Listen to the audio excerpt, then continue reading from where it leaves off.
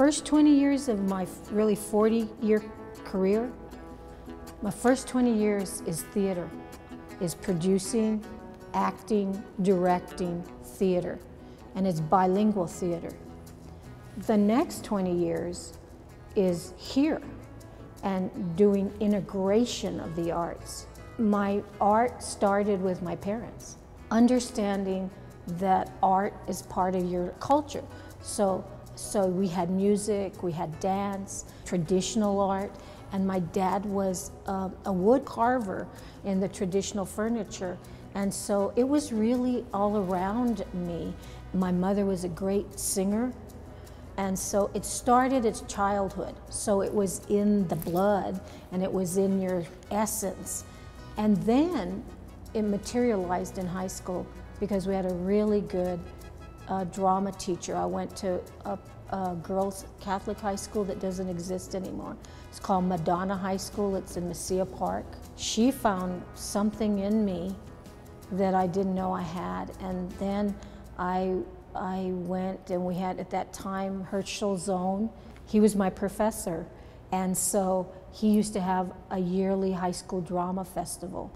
And he would bring everybody together and he would give scholarships. So I got the scholarship to go to NMSU. I got Best Actress.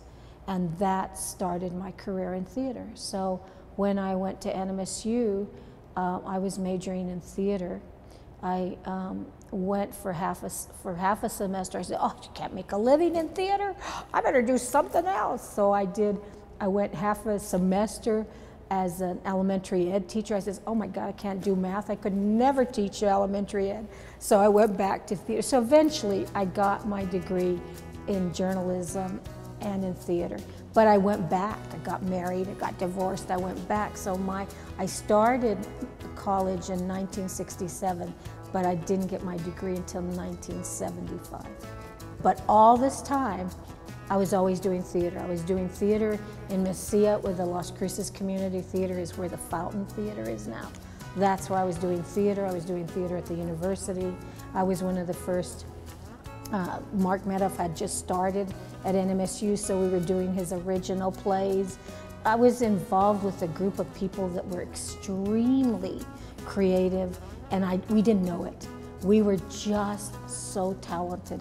And we would say, it's like Andy Rooney, let's do a play, you know? And so we would just do everything from beginning and writing the play, doing world theater, doing contemporary theater, doing original theater. And when I was a student, if I wasn't acting, I would do anything technical. I was at Herschel Zone Theater till 3 o'clock in the morning every day if I could.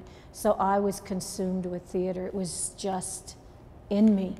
If I wanted to make a profession as an artist, I knew I had to leave Las Cruces. So I left, and sure enough, my first job was an incredible.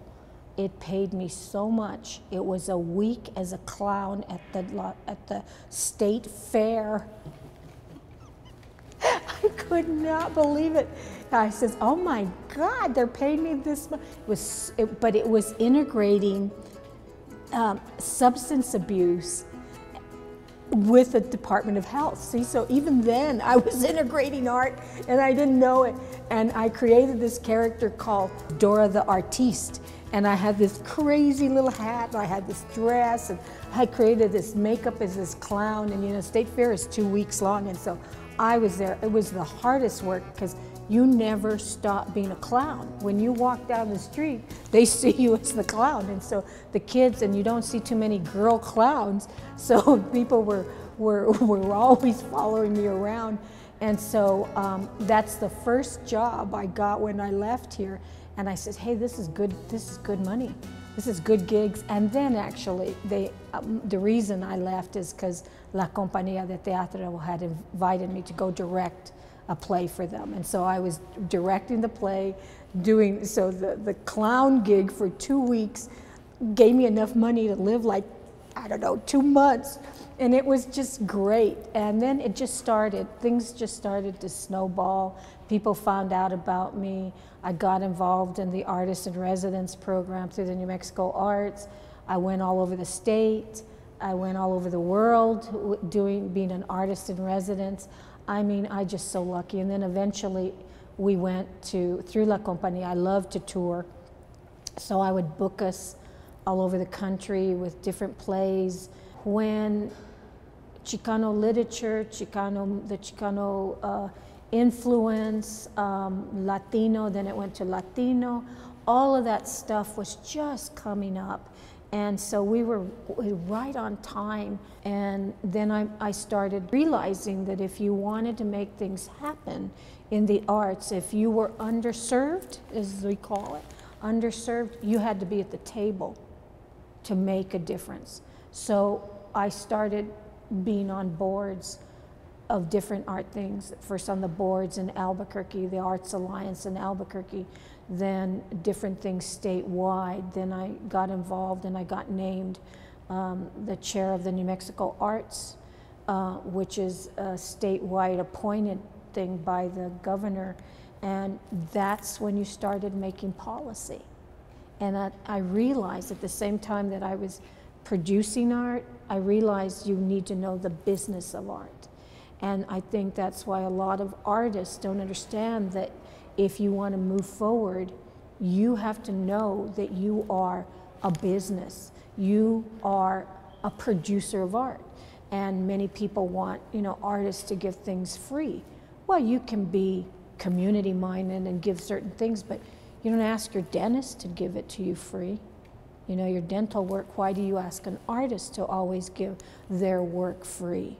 So there's a mindset of the community understanding how an artist is a direct catalyst for economic development. And the touring did it a lot because nobody around the country was doing quite what we were doing. One of the most successful things that I produced was Romeo and Juliet. And we did Romeo and Juliet in collaboration with UNM, but I placed it in 1960, the beginning of the Chicano movement, the mid-60s, and I placed it in Las Vegas, New Mexico. I don't know if you know anything about Las Vegas, New Mexico, racially divided city.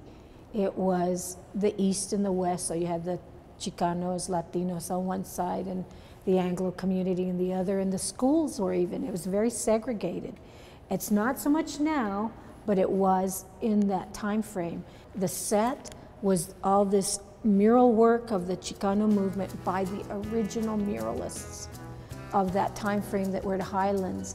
I invited a director from Seattle, and it was a huge success, and it was even more successful when we took it to Las Vegas and we performed at the Ilfil Auditorium, and the community could not believe it because it was seeing themselves through Shakespeare. So you had the East and the West instead of the Capulets and the Montagues, and it was just, so that was an example. So you take all Spanish theater, adaptation of world literature, and then original plays.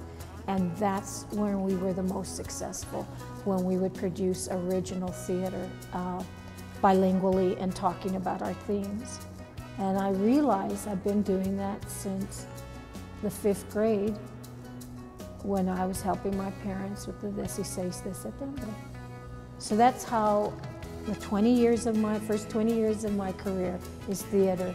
The other years here in Cruces is integrating that and being a producer and producing this building, producing the things that come out of this, producing the public art.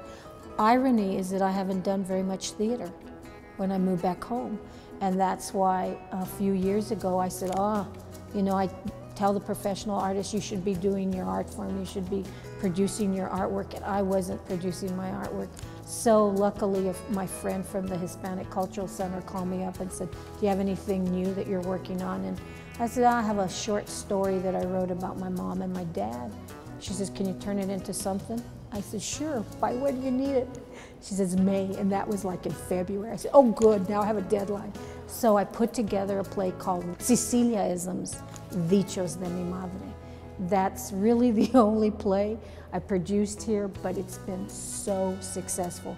So it's 4 Latino tales about my mother and my father, and it takes the time from my mother, when she was 12 years old, to at that time she was 89. They've now passed.